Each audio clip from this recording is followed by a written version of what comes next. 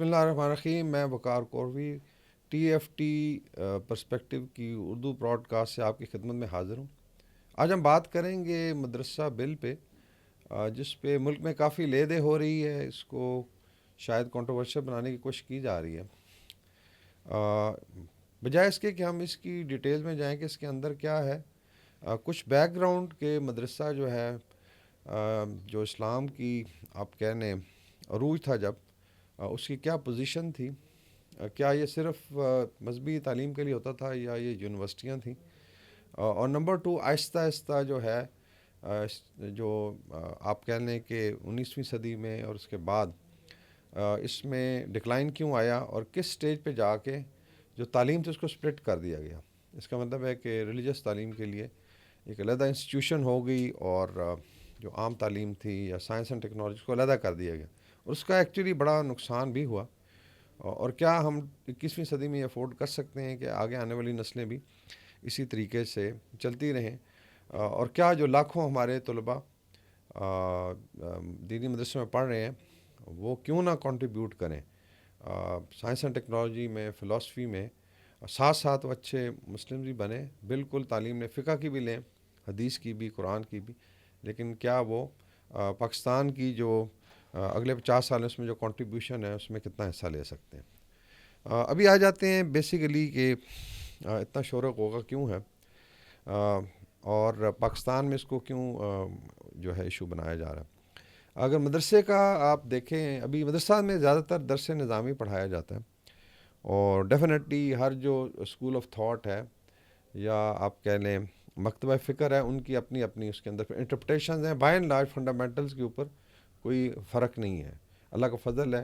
اور جو دینی مدارس کی بڑی خدمت ہے، چاہے وہ تحریک پاکستان تھی، اس کے بعد اگر آپ دیکھیں اس میں صاف ظاہر ہے جو مدرسہ میں بچہ پڑھتا ہے اس کو لاجنگ ہے، اس کو کھانا دیا جاتا ہے، اس کے ہاسٹل کا انتظام ہے، پھر تعلیم ہے، اور ایک اچھا شہری بنایا جاتا ہے. اس لحاظ سے کوئی دو رائے نہیں ہے کہ جو مدارس ہیں وہ کوئی انہوں نے کمی چھوڑی. صرف یہ ہے کہ مدارس کو مزید فعال بنایا جائے، اور جو معاشرے میں چونکہ ابھی 21ویں صدی سکل کی صدی کہلاتی ہے کہ اگر آپ میں سکل ہے، بالکل آپ دینی تعلیم، لیکن ساتھ ایڈیشنلی اگر آپ کچھ ایسی سکل ڈیولپ کر سکتے ہیں تو اپنے لیے، اپنی فیملی کے لیے، پاکستان کے لیے کام کر سکتے ہیں.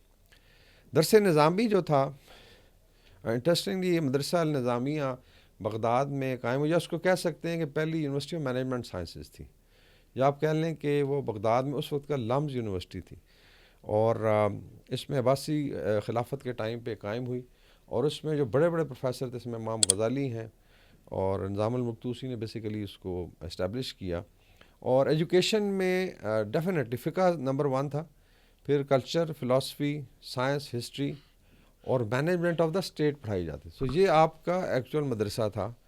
اور پھر میں مثالیں دوں گا کہ ایران نے اس کو کیسے آگے لے کے چلے ہیں، ترکی میں کیسی چیزیں آگے چلی ہیں، اور اسی طریقے سے یورپ، امریکہ میں صاف ظاہر ریلیجس ایجوکیشن یا کلیجی تھی، انہوں نے کس طریقے سے ان کو مین سٹریم کیا ہے اور اس کا کتنا ان کو فائدہ ہوا.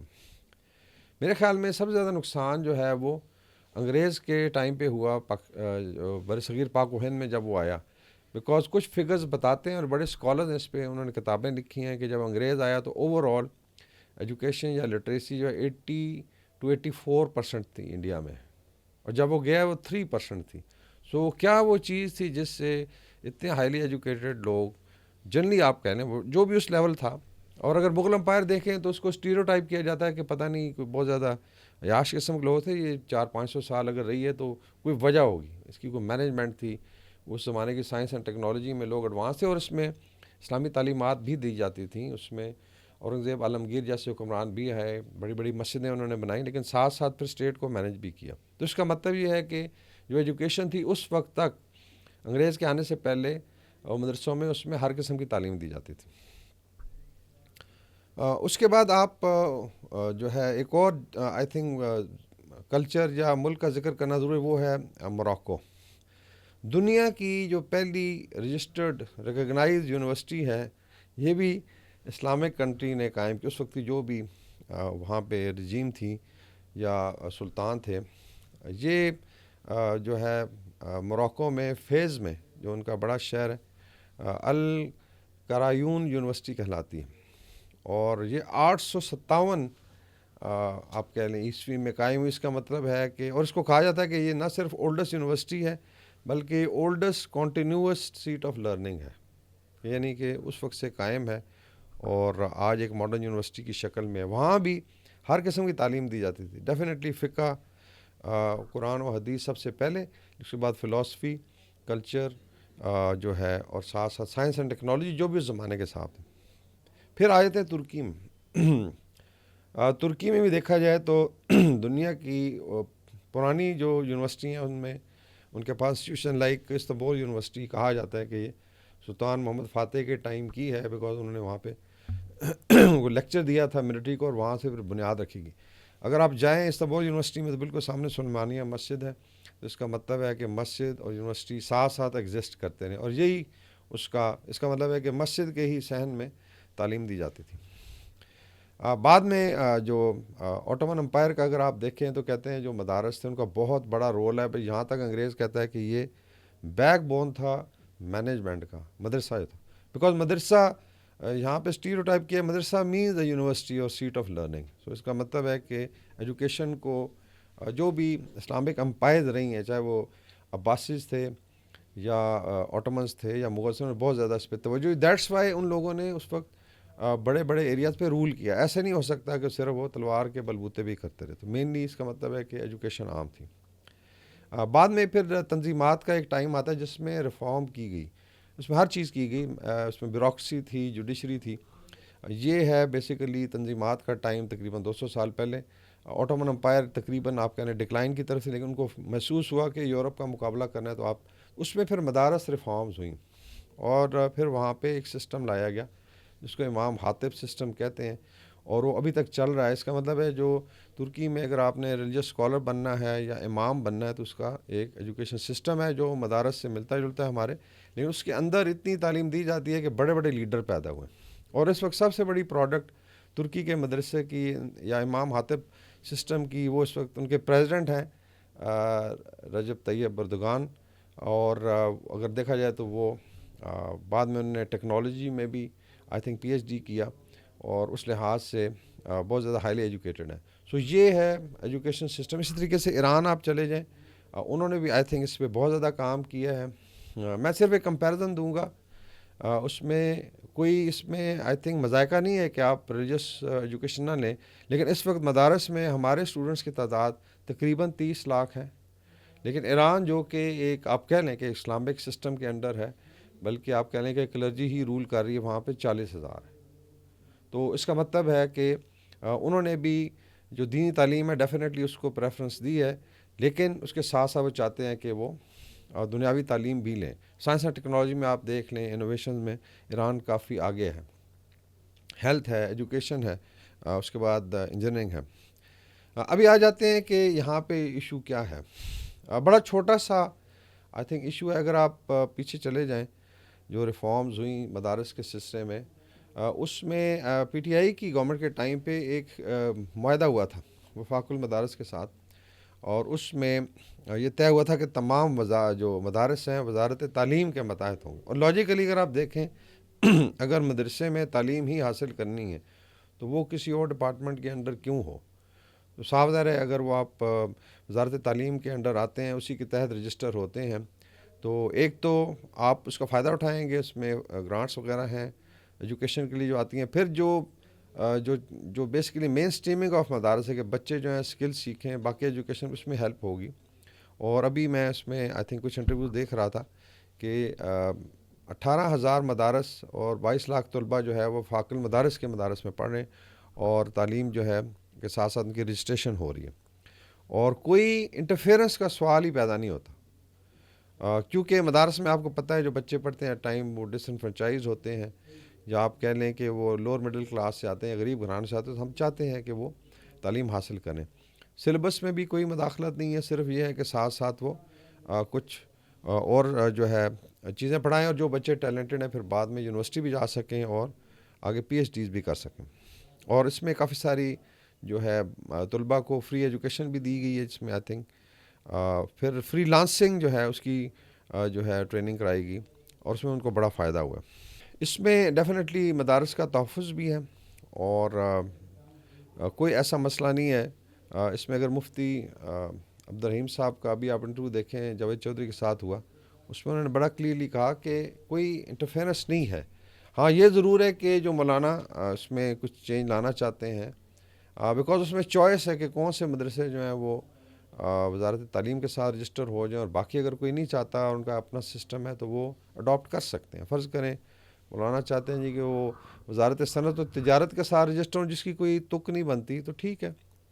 اور باقی جو ہے اس میں جو ایک پرسیپشن بلڈ اپ کی جا رہی ہے وہ میرے خیال میں غلط ہے کہ خدا نخواستہ جو پاکستان کی پارلیمنٹ ہے وہ دینی تعلیم کے خلاف، ایسی کوئی چیز نہیں ہے. سب لوگ چاہتے ہیں کہ آپ اچھے پاکستانی بنیں، اچھے مسلمان بنیں، لیکن ساتھ ساتھ لوگوں نے جو ہے اس کو ذریعہ معاش بھی بنانا ہے.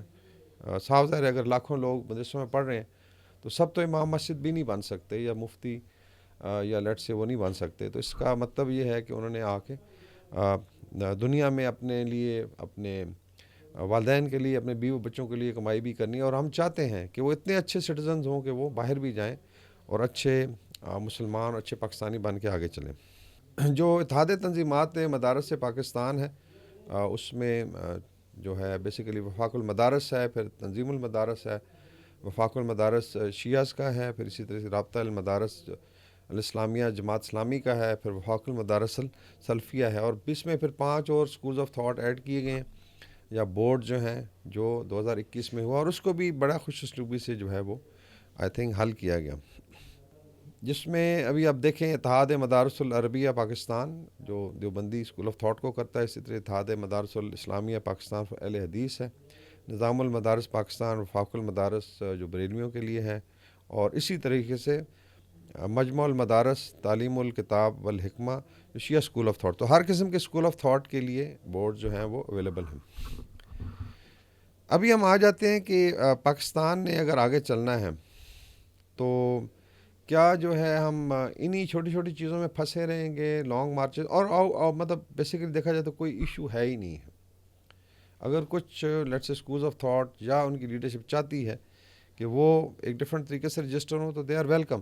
لیکن جو لوگ آلریڈی ایک سسٹم کے تحت رجسٹر ہو چکے ہیں، اس میں لاکھوں طلباء ہیں، تو اگر آپ ایک نیا قانون ان کے لیے لے کے آتے ہیں تو بڑا مسئلہ ہوگا، اور اس کے اندر پھر ری رجسٹریشن ہے، ان کا پیسہ بھی خرچ ہوگا، اور طلباء میں بھی ایک I think I would say کہ ایک ڈسٹربنس ہوگی کہ شاید خدا نخواستہ وہ اپنی تعلیم مکمل نہیں کر سکتے. باقی جو ہے پاکستان کا بڑا مسئلہ میرے خیال اس سے بھی زیادہ کرٹیکل ہے، جو ڈاکٹر عشرت حسین نے پوائنٹ آؤٹ کیا تھا اپنی بک میں Pakistan economy of an elite state, اور آپ ضرور پڑھیں. انہوں نے کہا تھا کہ بیسیکلی 4 قسم کے ایجوکیشن سسٹم چل رہے ہیں. سو ایک آپ کا بالکل ایلیٹ اسکول ہے، private H S N college ہے، یا باقی اس طرح کے کالجز ہیں کراچی میں، لاہور میں، اسلام آباد میں، جو بالکل آپ کہہ لیں کہ رچ کلاس کے بچوں کو تعلیم دیتے ہیں. تو اس کا مطلب ہے کہ ایک بڑا ڈفرینٹ طریقے کا انسان وہاں پہ کریٹ کیا جا رہا ہے. پھر پرائیویٹ سکولز آ جاتے ہیں مڈل لیول کے، جہاں میں بھی کچھ آپ کہہ لیں پیسے والے لوگ کر سکتے ہیں، لیکن اس میں مڈل کلاس بھی پڑھا لیتی ہے. پھر گورنمنٹ سکولز ہیں جن میں لوور مڈل کلاس پڑھاتی ہے، اور پھر مدارس ہیں جہاں پہ شاید ڈس انفرنچائز جو ہمارا یوتھ ہے، یتیم ہے یا گاؤں کے لوگ ہیں، وہ پڑھ رہے ہیں. تو دیکھا جائے تو آپ اگر 8-10 سال ایک خاص سسٹم میں رہتے ہیں تو آپ کا پھر صاف ظاہر ہے ایک لاجک ببل بن جائے. اس کا مطلب 4 قسم کے تو آپ شہری پیدا کر رہے ہیں، آپ کا ایجوکیشن سسٹم. تو اگر اس چیز کو برج کرنا ہے تو اس میں دونوں چیزیں ہونی چاہیے. لائک ایلیٹ سکولز ہیں، اس میں ڈیفینیٹلی اسلامک ایجوکیشن ہے، پراپر ریسرچ بیس ہسٹری پڑھائی جائے، اور ساتھ ساتھ سائنس اینڈ ٹیکنالوجی. لیکن جو مدارس ہیں جہاں پہ آپ کہہ لیں آپ کا سب سے نچلا طبقہ ہے in terms of let's say resources, آپ کہہ لیں ڈس انفرنچائز طبقہ ہے، تو ان کو بھی آپ نے اوپر لانا ہے، تو ساتھ ساتھ آپ نے ایسی ایجوکیشن دینی ہے کل ان کے مقابلے میں آ سکتا. آئی تھنک یہ زیادہ امپورٹنٹ ہے. باقی سوچنے کی بات یہی ہے کہ 21ویں صدی میں کیا اتنے طلباء آپ کو چاہیے. لیٹس سے 30 لاکھ طلباء جو صرف ریلیجس ایجوکیشن حاصل کریں تو آگے کتنی جاب آپ کریٹ کر سکتے ہیں. تو میں یہ نہیں کہہ رہا کہ ان کی تعداد کو کم کیا جائے، لیکن یہ کہ ضرور ان کو اس طریقے کی اسکل یا ایجوکیشن دی جائے تاکہ وہ کل اپنے لیے، اپنی فیملی کے لیے کما بھی سکیں. تو ہمارا کوئی اعتراض نہیں ہے، لیکن کانٹیکسٹ میں آئی تھنک رکھنا ضروری ہے کہ جو اس وقت بحث ہو رہی ہے اور ایک پرسیپشن ڈیولپ کی جا رہی ہے کہ خدا نخواستہ گورنمنٹ آف پاکستان یا اس کے ادارے جو ہیں وہ دینی تعلیم کے خلاف ایسی کوئی بات نہیں ہے. یہ بالکل آئی وڈ سے کہ ایک پولیٹیکل پوائنٹ سکورنگ ہے. اور کیا جو طلباء ہیں مدارس کے وہ ہمیشہ سیاسی پارٹیوں کا پولیٹیکل ایکٹیویٹی کے لیے اس کا ایندھن بنتے رہیں گے؟ میرے خیال وہ بھی نہیں ہونا چاہیے. آپ دیکھیں کہ اس بچے کی ضرورت کیا ہے، اس کے ماں باپ کی، اس کے بعد وہ جس علاقے سے وہ آ رہا ہے کیسے آپ ترقی دے سکتے ہیں. تو میرے خیال میں جو ٹرکش ماڈل ہے وہ سب سے بہتر ہے کہ آپ دینی تعلیم بھی لیں، دنیاوی تعلیم بھی لیں، آپ سائنٹسٹ بھی پیدا کریں، انجینئر بھی پیدا کریں، ججز بھی آئیں، اسپیس میں ریسرچ کریں، اور وہ اچھے مسلمان بھی ہوں، اور لیول ایسا ہو پھر کہ اس مدارس میں سے جو ہے طیب اردگان جیسے لیڈر پیدا ہوں. بہت شکریہ.